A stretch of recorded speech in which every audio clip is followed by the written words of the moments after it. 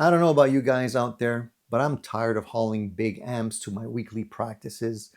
My back simply can't take it anymore, so I've been searching for ways to downsize my rig and try and maybe find something a little bit smaller, lighter, and reliable, which brought me to this. This is the Joyo Zombie II. But the question is, can it provide the power, the flexibility, and the tones that I need to replace one of my full-sized amps that I take to my rehearsals? Today we're going to try and find out, so stick around.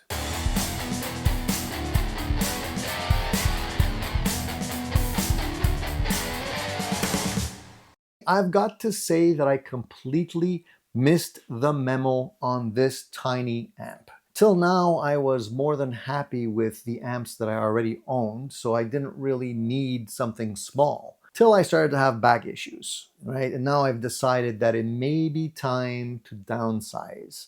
So suddenly, I'm appreciating smaller tube amps more and more, as long as they sound good, of course. So before pulling the trigger on the Zombie that I have here, I did my research. I was a good boy. I watched a ton of videos out there, video reviews. There's a lot on this amplifier out there already, both the older and this newer model. This is version 2, by the way, which offers an even better design, in my opinion, and some very nice sounds and cool features that I'll show you in just a second. So lots of reviews out there mention the wonderful gain this amp is capable of producing, but many reviewers simply skipped over some of the real important questions that I needed to have answered. Can this tiny 20-watt amp actually hang with a real live drummer, a heavy-hitting drummer? I got one of those in my band. I love him like he's my brother, but he's loud. He plays really, really hard. So I need an amplifier that's going to not just give me 20 watts, but give me 20 watts with a little extra headroom there, so it's not struggling. Number 2, can the amp offer all of the tones that I need, including good cleans, a nice overdrive, and the higher gain stuff? And of course, can this little baby amplifier survive a regular 3-hour full tilt jam session at high volumes without overheating or crapping out on me when pushing a full-sized guitar cabinet? I bought it and I took it to rehearsal. I plugged it into my favorite Marshall cabinet, cranked it up, and away we went. I discovered that this little amplifier is absolutely capable of hanging with a loud drummer. I was pleasantly surprised at how well it did, and it sounded great doing it. The amp was loud, it was tight, it was punchy, and it cut through the mix really, really well. I'll let you hear some of the tones I'm referring to for yourself so you can better understand what this amplifier is capable of. I'm on the clean channel right now, and I'm basically at the lowest gain settings here. So the gain is completely turned off. The tone is about midway and the volume is about midway. And I just want to make you hear how nice and clean you can get this thing. Again, no gain, no pedals, nothing, just the amplifier.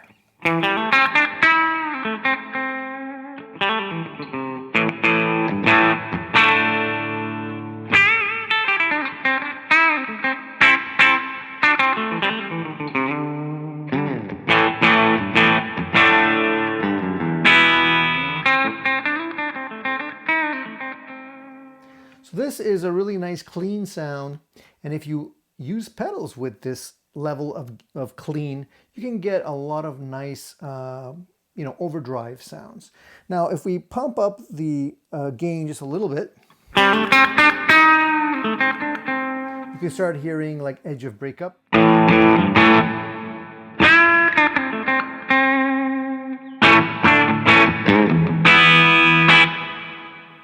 little bit more.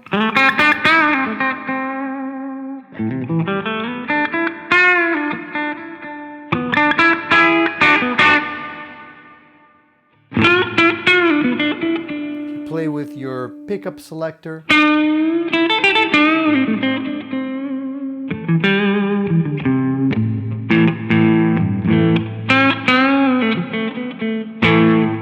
Now, if we put it all the way up, well, not all the way up, let's say almost 3/4 of the way up.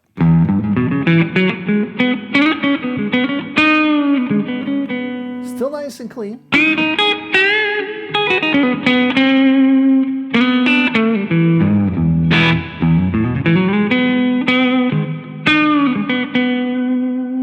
I like this sound a lot. And now let's give it max gain on the clean channel. Now if you dig in with your pick, you get more grit. But if you back off a little bit,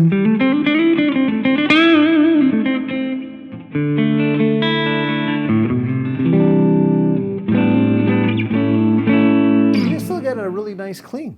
So I'll put on the middle pickup here. Both pickups.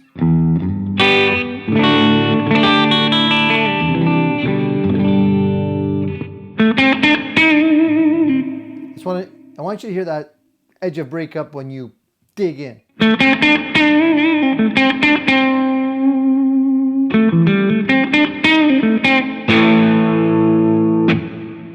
That's really nice. So you can get a lot of really nice usable tones out of this amplifier just by pushing your guitar a little bit more and playing with your volume and pickup selector. Now, if we go to the overdrive channel, I'm gonna basically take over where the clean ended. So max gain on the clean is what we just heard. Now I'm gonna have the minimum gain on the dirty channel or the overdriven channel. I'll make you hear that.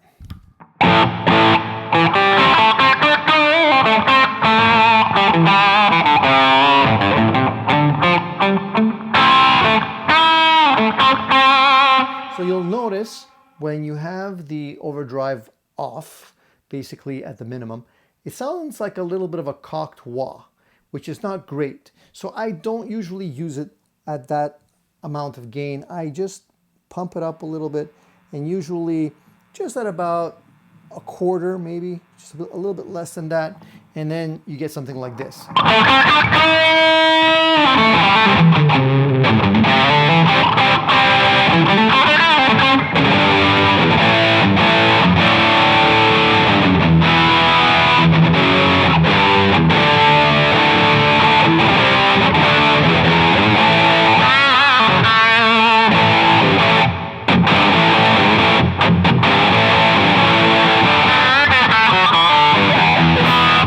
Already have a lot of gain now, and that's just like less than a quarter. Now as we go up on the gain, less than halfway, you'll get a little bit more punch.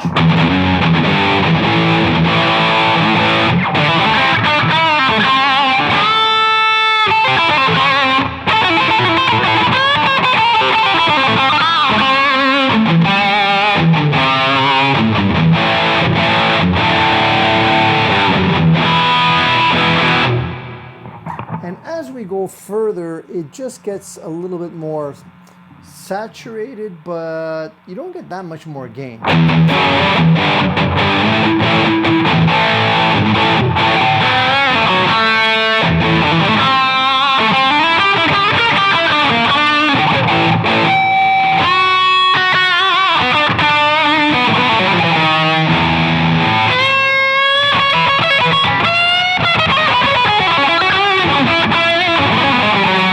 Go to max gain all the way up.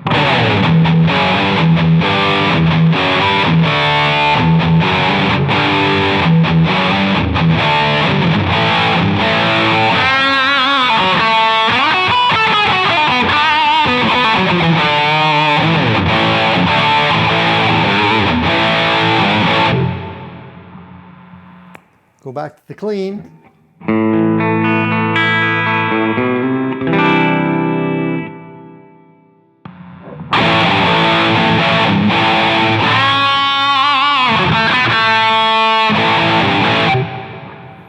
So basically, guys, there's a lot of usable tones in this little amplifier. Now, I was pretty impressed, and I really like the clean aspect of it, which a lot of people don't talk about. So I wanted to give you a little bit more of a flavor of that. Gain, there's plenty of gain on tap here with this amp. If you're into those Mesa rectifier type tones, you definitely have those in here. to boot. You don't have to worry about not having enough gain. But for those of you that are not sure about how clean it gets pretty clean. I'm not going to say pristine clean.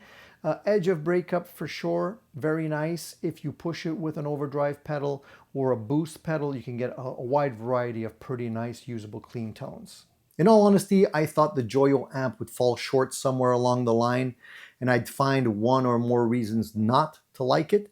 But the more I played it that day, the more I liked it. I played the full set, from clean ballads, classic rock, modern high gain stuff, all went down without a hitch. The high gain channel was tight, saturated, modern, very Mesa inspired, and that's one of the main reasons I got this amplifier, because I do like those modern Mesa tones.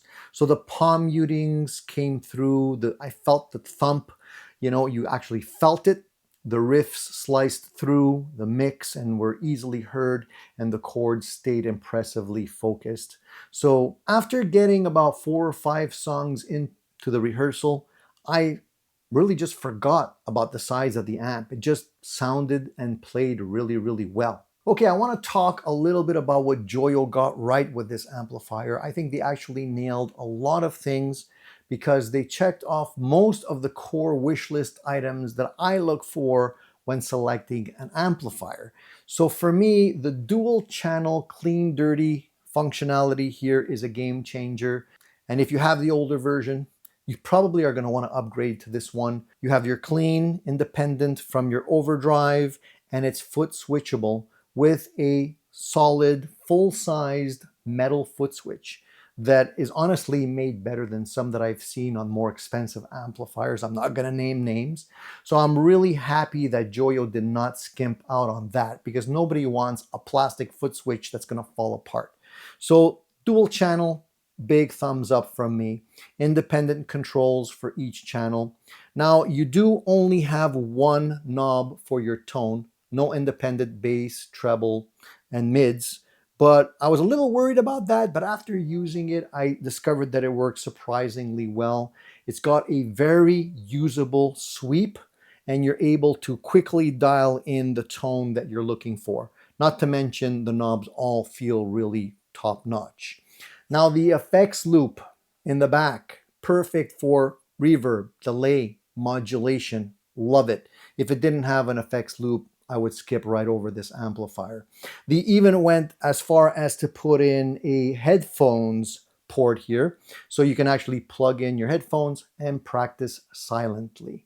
Now, of course, the amp has a real tube in it, a 12AX7 tube, and you can actually feel the difference when you're playing it. It feels lively, squishy, it feels natural and warm, not like the transistor amps that I've tried that just thin out at higher volumes. Now the build quality on this chassis is awesome. It's made of metal, it has really nice rivets on it, it looks cool, and it feels solid. I'm not worried about this thing breaking on me. I'm sure it will last, okay? The Bluetooth is a nice plus. In some cases, if you want the band members to hear a song suggestion or a part that you're practicing or need to nail, it's convenient to actually be able to just use your phone and play through the Bluetooth built into the amplifier, also when you're practicing. So I think that is a nice plus. Now the feel is great. It feels lively, it feels responsive, and it's not stiff,